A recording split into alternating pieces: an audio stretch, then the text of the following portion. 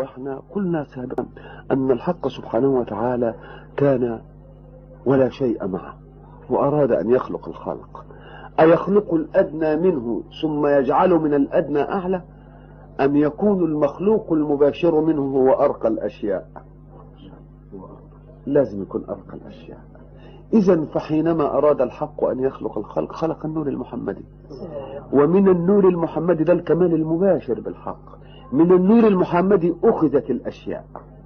إذن سر كل الأشياء مأخوذ من النور المحمدي الأصلي.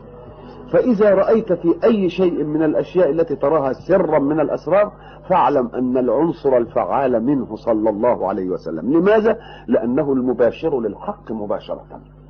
فلا يقال أن الأرض خلقت وبعد ذلك جاء منها الناس وبعد ذلك جاءت الصفوة من هذه. لا، الأصول أن الذي انفصل عن الله لا يمكن أن يكون الأدنى، وإنما يجب أن يكون الأعلى، ثم يأخذ الأدنى منه هكذا وهكذا. فكأن السر الإلهي لا متدليا ولكن متعليا، بمعنى أن الذي انفصل عنه عن الحق الأول لازم يكون أشرف الأشياء، وبعد ذلك أخذ منه. مش وجد الأدنى ثم استصفي منه الأعلى، لا، وجد الأعلى أولا ثم استصفي منه دون ذلك. فكأن رسول الله صلى الله عليه وسلم بنورانيته الأولى المخلوقة من الحق سبحانه وتعالى حينما خلق الحق من ذلك النور كل خلق، أخذ كل خلق سره الفعال فيه.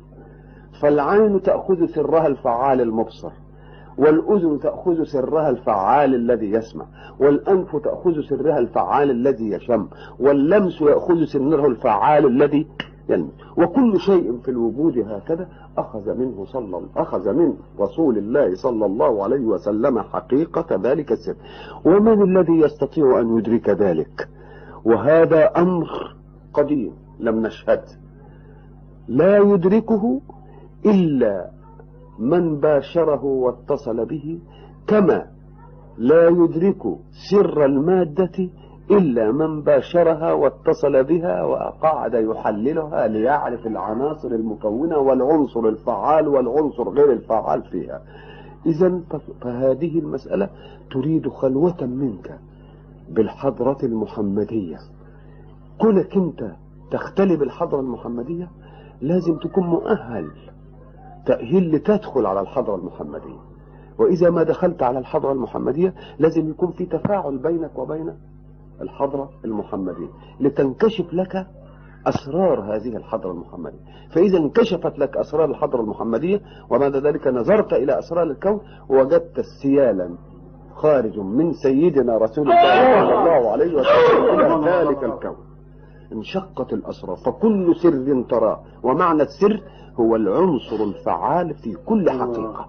فكأن لها لها أصل هو النور المحمدي الذي انشقت منه كل هذه الأسرار.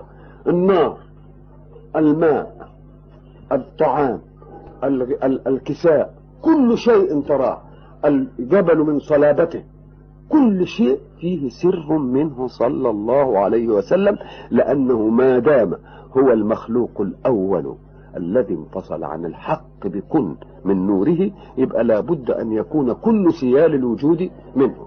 بمعنى أنك إذا جئت بعجين وجئت بالخميرة، الخميرة هذه حين تضعها هي صغيرة في وسط العجينة، بعد ذلك يحصل منها انتشار في العجين كله.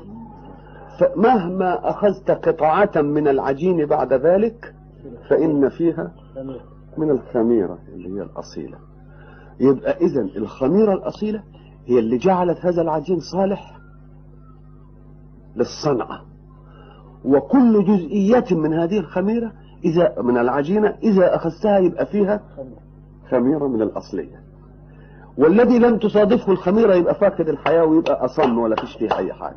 فكل شيء ترى له مهمة في الوجود يؤديها فاعلم أن خميرته صلى الله عليه وسلم قد التصقت به. وما دام كل شيء في الوجود له مهمة تبقى ما دام له مهمة تبقى هذه المهمة اللي هي الأساسية فيه كلها مأخوذة من سياله صلى الله عليه وسلم.